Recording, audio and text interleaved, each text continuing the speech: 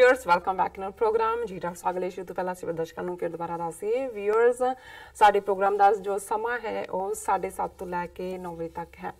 ਸੋ ਤੁਸੀਂ ਇਸ ਨੂੰ ਜੋ ਸਾਡਾ ਪ੍ਰੋਗਰਾਮ ਹੈ ਇਸ ਨੂੰ ਤੁਸੀਂ YouTube ਤੇ ਜਾ ਕੇ TV84 ਦੇ ਚੈਨਲ ਤੇ ਲਾਈਵ ਦੇ ਸਕਦੇ ਹੋ ਔਰ ਇਸ ਨੂੰ ਅਸੀਂ ਚਾਹਾਂਗੇ ਕਿ ਤੁਸੀਂ ਵੱਧ ਤੋਂ ਵੱਧ ਸਬਸਕ੍ਰਾਈਬ ਵੀ ਕਰੋ thank you so much so keep watching TV84 ਜੀ ਡਾਕਟਰ ਸਾਹਿਬ ਅਗਲੇ ਇਸ਼ੂ ਬਾਰੇ ਤੁਹਾਡੇ ਵਿਚਾਰ ਜਾਣਨੇ ਚਾਹਾਂਗੇ ਜੀ ਡਾਕਟਰ ਸਾਹਿਬ ਕੀ ਕਹਿਣਾ ਚਾਹੋਗੇ ਤੁਸੀਂ देखो 2014 च पावर च आने तो बाद मोदी जिहड़ा कि RSS का ही जिहड़ा दुम छल्ला और उन्होंने RSS ने ही फिर थां थाई उस किस्म के नफरत के वणजारियां नूं की पोजीशनस दे उत्ते लिआंदा है जिन्हां दे नाल घट गिणतियां दे विच अकलीयतां च खास तौर ते मुसलमानां और ईसाइयां दे विच दलितां दे विच एक खौफ पैदा किया जाए और ये जोड़े पेशावर क्रिमिनल होंगे ने जिन्हों की मैंटेलिटी या मानसिकता क्रिमिनल होंगी है क्योंकि ज़ाहिर तौर पर जो तुसी क्रिमिनल की गल करते हो या जराइम का जोड़ा रखने वाली फीलिंग्स बंदे की गल करते हो वो जो पहली दूजी वारी को औख होंगी है उदों कोई जहन उदा दुरकारदा है फिर वो हार्डनड क्रिमिनल बन जाते हैं और भारत दे विच ये जिहड़े बहुत सारे सियासतदान ने खास तौर पर RSS BJP दे नाल जां जे कांग्रेस की गल भी करनी होए जे हुण सज्जन कुमार जगदीश टाइटलर जां ये जिहड़े सारे क्लास है इन्हां ये हार्डनड क्रिमिनल ने जिन्हां ने लीड किया सामने लोग साड़े जा रहे हैं इन्हां दे उन्हां नूं ये साड़ रहे हैं मार रहे हैं और फिर किवें ये सारे जिहड़े ने इन्ने साल किवें जी सके क्योंकि आम तौर पर एक गलती होंदी है तो तुसी उस दे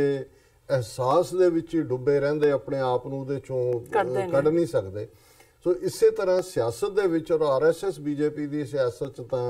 एक क्वालिफिकेशन बन गई कि टॉप रैंक उन्होंने ही मिलेगा जिन्हें किन्ने लोग मारे ने जिहदा कातल जिहड़ा सुभाਅ वो पक्के तौर पर पक्या होया और उन्हां दे विच ये मोदी ने UP दीआं चोणां तो बाद आदित्यनाथ योगी जिहड़ा कि अपने यूथ डेज तो ही क्रिमिनल इसने युवा वाहिनी बना के किवें जिहड़ा उन्हां ज़मानिਆਂ ਦੇ ਵਿੱਚ ਜਦੋਂ ਇਹ ਪੜ੍ਹਦਾ ਸੀ ਵਾਇਲੈਂਸ ਕੀਤੀ ਹਿੰਸਾ ਕੀਤੀ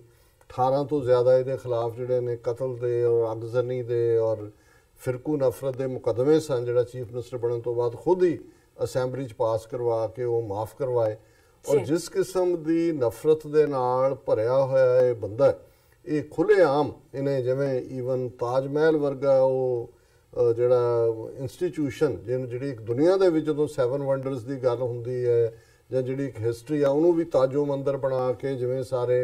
टूरिज्म के सर्कट चों बाहर कढिया और पैंदियां ही जिवें सैकड़ियां की गिणती दे विच झूठे पुलिस मुकाबले UP दे विच दा मतलब है कि 90% तो ज़्यादा उहनां दे विच मारे जाण वाले ਜਾਂ ਮੁਸਲਮਾਨ ਨੇ ਜਾਂ ਦਲਿਤ ਨੇ ਔਰ ਉਸ ਸਾਰੇ ਦੌਰ ਤੋਂ ਬਾਅਦ ਫਿਰ ਸ਼ਹਿਰਾਂ ਦੇ ਨਾਂ ਬਦਲਣ ਦੀ ਲਾਈਨ ਟੋਟਲੀ ਕਿ ਜੀ ਮੁਗਲ ਸਰਾਏ ਹੁਣ ਦੀਨ ਦਿਆਲ ਉਪਾਧਿਆਏ ਨਗਰ ਬਣ ਗਿਆ ਇਲਾਹਾਬਾਦ ਪ੍ਰਯਾਗਰਾਜ ਬਣ ਗਿਆ ਔਰ ਜੇ ਇਹ ਤੇਲੰਗਾਨਾ ਔਰ ਗੁਜਰਾਤ ਔਰ ਉਸ ਤੋਂ ਬਾਅਦ ਹੁਣ ਜਿਹੜੀਆਂ ਚੋਣਾਂ ਮੱਧ ਪ੍ਰਦੇਸ਼ ਛੱਤੀਸਗੜ੍ਹ ਇਹਨਾਂ ਦਾ ਸਟਾਰ ਪ੍ਰਚਾਰਕ ਔਰ ਇਸ ਸਾਰੇ ਚੋਂ 80 ਤੋਂ ਜ਼ਿਆਦਾ ਉਹਨੇ ਜਿਹੜੀਆਂ ਨੇ ਐਡਰੈਸ ਕੀਤੀਆਂ ਰੈਲੀਜ਼ ਔਰ ਤੇਲੰਗਾਨਾ ਜਿੱਥੇ ਮਿਸਟਰ ਓਵੈਸੀ ਵੀ ਖੜਾ ਸੀ ਉਹ MP है ਹੁਣ ਵੀ ਜਿੱਤ ਗਿਆ ਇਹਨੇ ਕਿਹਾ ਜੀ ਜੇ ਸਾਡੀ ਉੱਥੇ ਸਰਕਾਰ ਬਣ ਗਈ ਤੇ ਅਸੀਂ ਇਹਨੂੰ ਕੱਢ ਦਿਆਂਗੇ ਇੱਥੋਂ will send him to Pakistan so ਇਸ ਕਿਸਮ ਦੀ ਨਫ਼ਰਤ ਨਾਲ ਭਰਿਆ ਹੋਇਆ ਔਰ ਇਸ ਹੱਦ ਤੱਕ ਗੱਲ ਇਹ ਜਿਹੜੀ ਨਫ਼ਰਤ ਹੁੰਦੀ ਹੈ ਜਾਂ ਜਿਹੜੀ ਜਿਸ ਨੂੰ ਅਸੀਂ ਵਾਇਲੈਂਸ ਕਹਿੰਦੇ ਹਾਂ ਹਿੰਸਾ ਕਹਿੰਦੇ ਹਾਂ ਜੀ ਇਹ ਵੀ ਇੱਕ ਤਰੀਕੇ ਦੇ ਨਾਲ ਸ਼ੇਰ ਦੀ ਸਵਾਰੀ ਹੁੰਦੀ ਬਿਲਕੁਲ ਕਿ ਤੁਸੀਂ ਸ਼ੇਰ ਤੇ ਜਦੋਂ ਇੱਕ ਵਾਰੀ ਚੜ ਗਏ ਜਿਹਨਾਂ ਲੋਕਾਂ ਨੂੰ ਤੁਸੀਂ ਫੀਡ ਵਾਇਲੈਂਸ ਤੇ ਕੀਤਾ ਹੈ ਨਫ਼ਰਤ ਤੇ ਕੀਤਾ ਹੈ ਦੂਸਰੇ ਤੇ ਕੀਤਾ ਹੈ ਜੇ ਤੁਸੀਂ ਉੱਥੋਂ ਮੁੜਨਾ ਚਾਹੋ ਤੁਸੀਂ ਫਿਰ ਮੁੜ ਨਹੀਂ ਸਕਦੇ ਉਹੀ ਤੁਹਾਡੀ ਪਛਾਣ ਵੀ ਹੈ ਉਹੀ ਤੁਹਾਡੀ ਐਗਜ਼ਿਸਟੈਂਸ ਵੀ ਹੈ ਔਰ ਇਹ ਜਿਸ ਕਿਸਮ ਦੀ ਹਿੰਦੂਤਵੀ ਕਰਾਊਡ ਗਾਂ ਮਾਤਾ ਦੇ ਨਾਂ ਥੱਲੇ ਔਰ ਮੁਸਲਮਾਨਾਂ ਦੇ ਖਿਲਾਫ ਨਫ਼ਰਤ ਦੀ ਖੜੀ ਕੀਤੀ ਪਿਛਲੇ ਦਿਨਾਂ 'ਚ ਬੁਲੰਦ ਸ਼ਹਿਰ ਦੇ ਵਿੱਚ ਕਿਵੇਂ ਜਿੱਥੇ ਕਿ ਉਹਦੇ ਨੇੜੇ 1 ਲੱਖ ਤੋਂ ਜ਼ਿਆਦਾ ਮੁਸਲਮਾਨ ਇਕੱਠੇ ਹੋਏ ਸੀ ਜਿਹੜਾ ਉਹਨਾਂ ਦਾ ਧਾਰਮਿਕ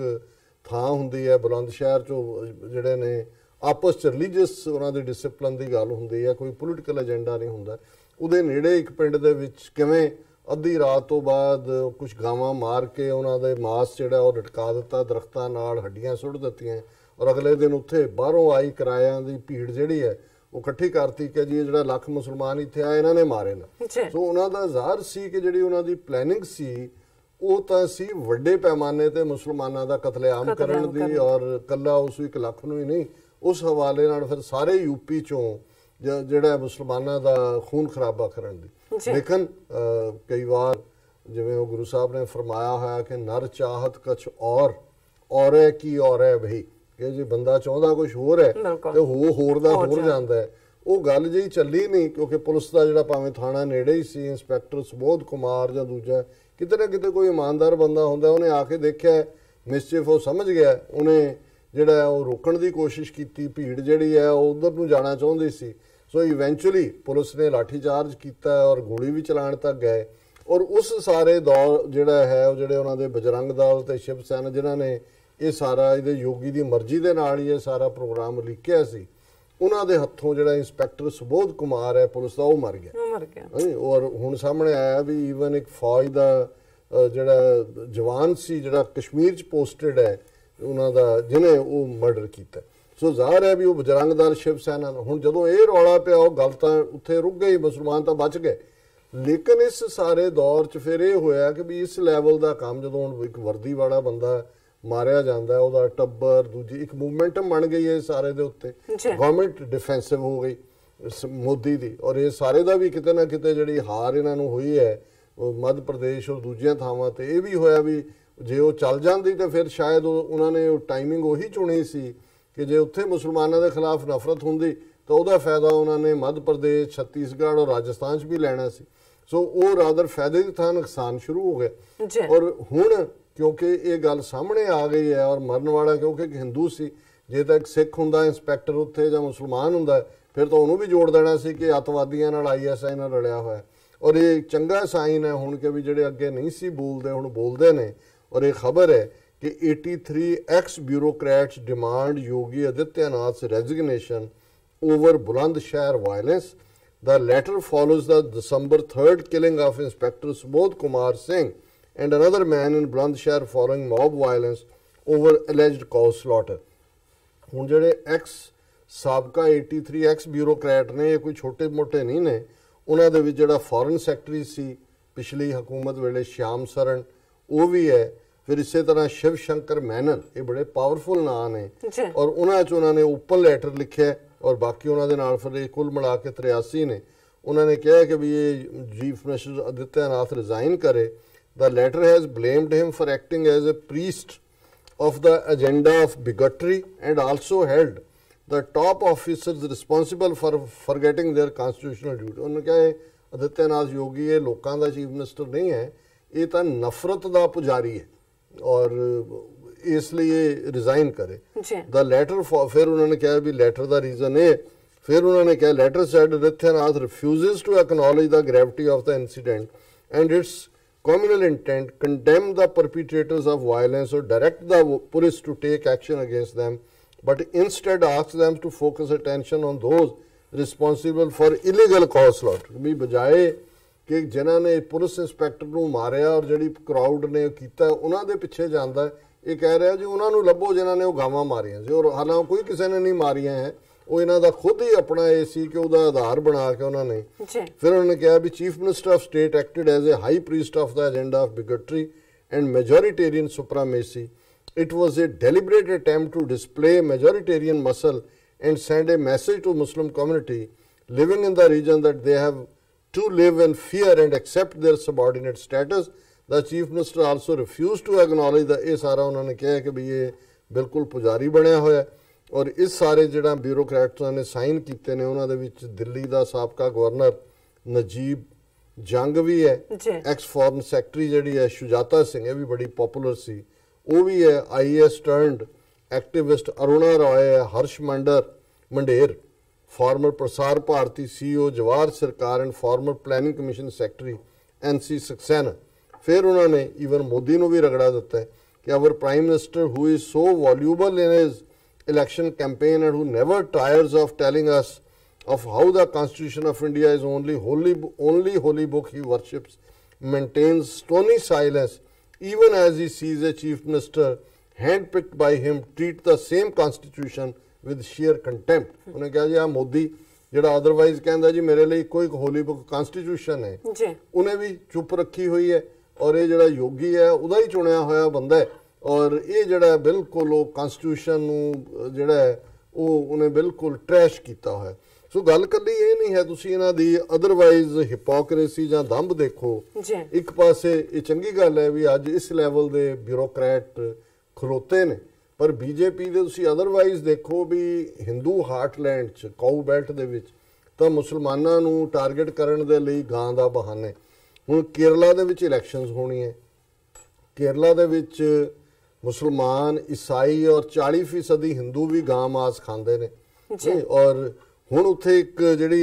ਬਾਈ ਪੋਲ ਹੋਣੀ ਹੈ ਇਹਦੇ ਲਈ ਪਾਰਲੀਮੈਂਟ ਲਈ, ਔਰ ਜਿਹੜਾ ਉੱਥੇ ਬੀਜੇਪੀ ਦਾ ਕੈਂਡੀਡੇਟ ਹੈ ਉਹਦੇ 'ਚ ਉਹ ਮੁਸਲਮਾਨਾਂ ਦੀ ਕਨਸਟੀਚੁਐਂਸੀ ਹੈ,